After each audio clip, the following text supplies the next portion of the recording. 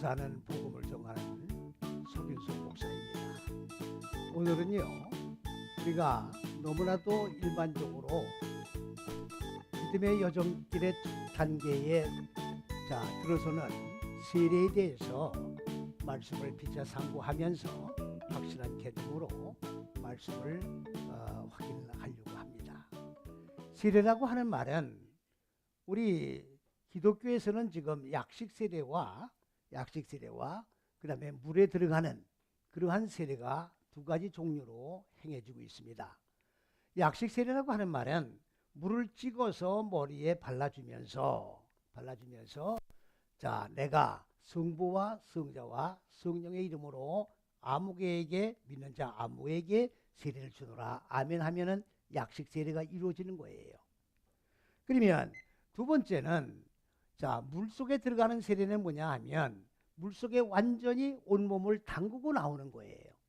이 두 가지 종류가 있는데 이 헬라어에서는 히브리에서는 타바를 세례라고 얘기하는데 세례라고 하는 말은 이건 한문이에요. 씻는 의식을 한다 그 말이에요. 씻을 세자니까. 여기 세차할 때 그 세차가 바로 이 세차예요. 우리 몸을 씻는다 그 말이에요. 뭐를 씻어요? 죄를 씻는다. 그럼 죄가 씻어집니까? 안 씻어지죠. 그럼 형식이죠. 의식행위예요. 그럼 물속에 들어가는 건 뭐냐? 물속에 완전히 풍덩 들어갔다 나오면 나의 지은 죄가 다 물과 함께 씻어서 소멸돼 버렸다. 이것도 역시 의식행위예요.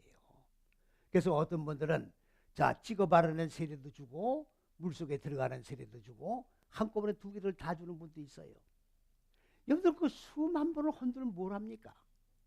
기독교에서 근본적으로 잘못되는 게 뭐냐? 세례라는 개념을 똑바로 정립을 못하니까 이런 형식에 치우치고 있다 그런 말이죠.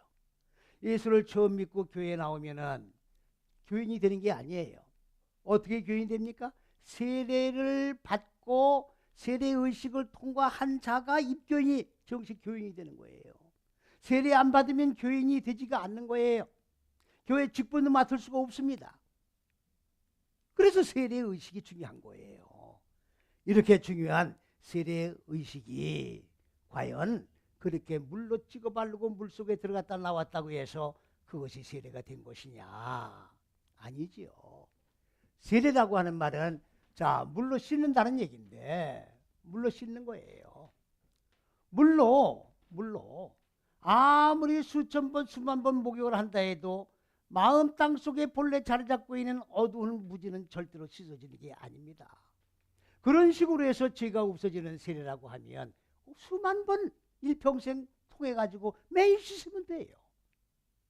그거는 아무런 하나님과 나와 계약관계에 있어서는 아무런 상관이 없는 그런 행위다 그런 말이지요. 그러면 이 타발이라고 하는 말인데 이걸 뭘 얘기하는 거냐? 염색을 하는 거예요. 염색을 한다. 염색이 뭡니까? 완전히 물이 드는 거예요. 그러면 사람들이 왜 자꾸 담그느냐? 담그는 게 뭐예요? 헬라어에 바티조라고 하는데 바티조는 씻어낸다 그런 말이에요. 그러니까 담근다는 거는 바로 아까 침수로 물속에 들어가는 게 담근다. 이 뜻을 모르니까 담그고 끝나는 버리는 거예요. 그럼 물속에 들어가서 담갔다고 세례가 되는 거냐? 아니지요. 그러면 세례는 뭐냐? 하나님의 토부라고 하는 말은 바로 이 첫째에서 여째 시기 이 안이 태초라고 하는 말은 창세기 1장 1절은 현상에 천지 만물을 창조한 그 시간의 태초가 아니에요.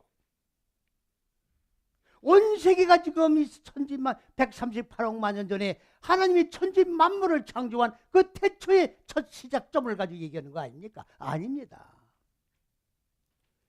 첫째, 둘째, 셋째 시기가 하늘들이에요. 복수입니다. 넷, 다섯, 여째 시기가 땅이에요. 지구가 아닙니다. 그런데 전부 지구로 보고 있는 거예요. 영어 성경에는 이걸 지구로 만들어놨어요. 심지어 그라운드 운동장으로 만들어놨습니다. 말도 안 되는 거예요 지금. 그러면 태초에 천지를 창조했다는 말은 하늘들과 땅을 창조했다는 말씀인데 그건 뭘 얘기하는 거냐? 이게 태초예요.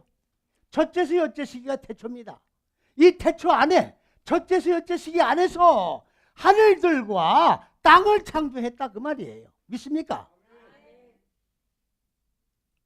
하나님이 근본 의도한 높은 뜻과 계획을 하나님이 뭘 했다는 얘기입니까? 창조해놨다 그 말이에요. 하나님의 계획을 세우시고 의도를 하신 바를 세워놓으시고 이걸 인간 마음 땅에 적용을 해서 마음 땅의 어두운 무지를 잘라내는 계획을 언제? 첫째에서 여째시기 안에 태초 안에서 완성하셨다 그 말이에요. 만들어 놓으셨다 그 말이에요. 형성하셨다 그 말이에요. 네? 그러면 그 태초 안에서 뭘 했어요? 하늘들과 땅을 창조한 뭐예요? 이건 지혜예요. 지혜라. 지혜를 익혀나가는 거예요. 하늘들과 땅을 창조한 지혜를 익혀나가는 거라고. 그러면 우리가 염색을 하는데 뭐에 염색이 되느냐? 하나님이 하늘들과 땅을 창조한 그 지혜를 익혀나가는데 어떻게 돼요? 염색이 돼야 된다 그 말이에요. 신앙생활이라는 말은 이거 염색을 해나가는 과정이 신앙생활이에요. 시간마다 말씀과 함께 어떻게 돼요? 죽고 사는 그런 과정 속에서 하나님의 지혜로 염색이 되어서 내 생각은 완전히 소멸돼 버리는 거예요. 이게 세례입니다. 그렇기 때문에 하나님은 하나님 말씀을 맨 처음에 보면 인식이 되는 거예요. 인식. 깜깜한 무지한 마음 땅은 하나님의 지식을 몰라요. 빛을 몰라요. 계획을 몰라요. 말씀을 배우는 거예요. 예수를 믿는 것은 말씀을 배우는 겁니다. 지식을 배우는 거고 빛을 배우고 생명을 배우는 거예요. 배워가지고 어떻게 합니까? 마음 땅에 적용을 하는 거라고. 적용을 해서 무지를 소멸시키고 하나님의 생명으로 하늘들로 빛으로 지식으로 염색을 시키는 거예요. 그러니까 예수 사상에 완전히 물들어 버리는 거야. 입만 열면 예수가 나오는 거예요. 나가나 들어가나 생각하나 자나 깨나 예수 생각에 완전히 젖어 있는 거예요. 연애할 때 오직 자나 깨나 당신 생각이라고 하는 노래도 있잖아요. 자나 깨나 예수 생각이야. 자나 깨나 첫째 둘째 셋째 시긴 하늘들의 생각이에요. 몸은 육은 이 세상에 머물고 있지만 항상 우리는 어떻게 돼요? 영적 세계에 가 있는 겁니다. 몸은 여기에 머물러 있지만 생각은 하늘에 올라가 있는 거라고. 그러니까 이게 바로 영적 세계의 비밀이에요. 영적 세계의 비밀이라고. 영적 세계를 모르는 사람들은 땅에 그냥 주저앉아 있는 거야. 하늘의 세계를 모르니까. 우리는 몸은 여기 머물러 있지만 영은 항상 하늘에 머물러 있는 거예요.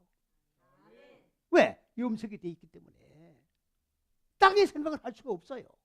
하늘의 생각이 염색되어 있기 때문에 이 몸은 육으로 이 땅에 머물러 있지만 영은 어떻게 돼요? 염색된 생명으로 염색된 그 생명 속에서 안주하고 안식하고 평강을 누리고 살아간다 그 말이지요. 그렇기 때문에 하나님의 말씀을 배우면 인식부터 되는 거예요. 빛을 인식을 하고 내 마음 땅에 어두운 무지를 인식을 하고 이걸 반복해감으로 말미암아 빛과 무지가 교환돼 나가는 거예요. 이걸 성경을 뭐라고 했어요? 밤과 어둠, 저녁이 되며 아침이 되니라고 된 거예요. 현상적인 얘기죠. 땅의 얘기예요. 땅의 얘기라는 겁니다. 영의 얘기를 해야지요. 하늘의 얘기를 해야지요. 저녁이 뭡니까? 빛과 어두운 무지가 교환돼 나가는 걸 저녁이라고 그러는 거예요. 아침이 뭡니까? 바꿔진 거. 빛으로 바꿔진 그거를 아침이라고 그러는 거예요. 네? 그렇게 해가지고 인식이 점점 확장돼 나가는 겁니다. 그러면 인식이 되고 나가면 그 다음 단계는 뭡니까? 분별력이 생기는 거예요. 분별력이. 어린아이 젖 먹는 단계에서는 분별력이 없어요. 그냥 젖만 먹으면 돼. 그냥 예수 믿으면 행복해지고 예수 믿고 잘 산다고 하니까 그냥 비는 종교식으로 그냥 빌고 그냥 아버지 나왔다 갑니다 하면 끝나는 거야. 그런데 점점 성장을 해서 장성한 자가 되기로 하면 젖만 먹으면 양이 안 차요. 빈혈 걸려. 빈혈 걸면 어지러워. 분별력이 생길 수가 없는 거예요. 장성한 자는 장성한 자의 양식을 먹어야 돼요. 밥을 먹어야 된다 그 말이에요. 그 밥이 무슨 밥입니까? 바로 첫째, 둘째, 셋째 시기 딱딱한 말씀이에요. 이 말씀은 어려운 말씀이에요. 이 말씀은 딱딱한 말씀. 이 말씀은 고난을 주는 말씀이에요. 고난 없이는 먹을 수 없는 말씀이라고. 이빨 없으면 못 씹어 먹어. 이 말씀이 바로 분별력이 생기는 거예요. 말씀을 딱 받아보면 분별력이 생기는 거예요. 이건 생명의 말씀, 이거는 다른 예서 다른 복음, 이건 거짓 복음, 넓은 길로 가는 복음. 복음도 똑같은 복음이 아니에요. 성경에는 하나님의 잣대와 사람의 잣대 두 개가 공존하고 있습니다. 분별력이 없으면 이 잣대를 보지 못해요. 분별력이 있어야 딱딱딱딱 구분을 하는 거예요. 그러니까 어떻게 돼요? 먹을 양식이 있고 못 먹을 양식이 있는 거예요. 그러니까 딱딱한 말씀만 먹는 거예요. 딱딱한 말씀. 다른 말씀을 먹을 수가 없어요. 그 다음에 분별력이 뭡니까? 성장하게 되면은 그 다음에는 뭡니까? 바로 하나님의 지혜의 단계에 이르는 거예요. 그러니까 우리가 장성한 자가 되면은 우리가 예수를 믿는 궁극의 목적은 뭐냐? 하나님과 같은 생각에 머무는 거예요. 하나님과 같은 생각, 하늘의 생각에 머물러 있는 거예요. 하나님처럼 되는 거야. 그리스도 그렇기 때문에 그리스도 예수의 얼굴로 바뀌어지고 머리로, 생각으로, 사상으로 완전히 염색되어 바꿔지는 것이 최종 하나님이 의도하신 계획이 완성되는 거고 계약이 성취되는 거다 그 말이죠. 이게 예수 믿는 거예요. 이게 세례입니다. 이게 진짜 교인이에요. 할렐루야. 물찍어 바르는 교인이 아니라 예수 사상에 완전히 물들어 죽으나 사나 나가나 들어가나 어떤 형편 처지에서도 오직 예수만을 붙잡는 이것이 바로 세리교인이에요.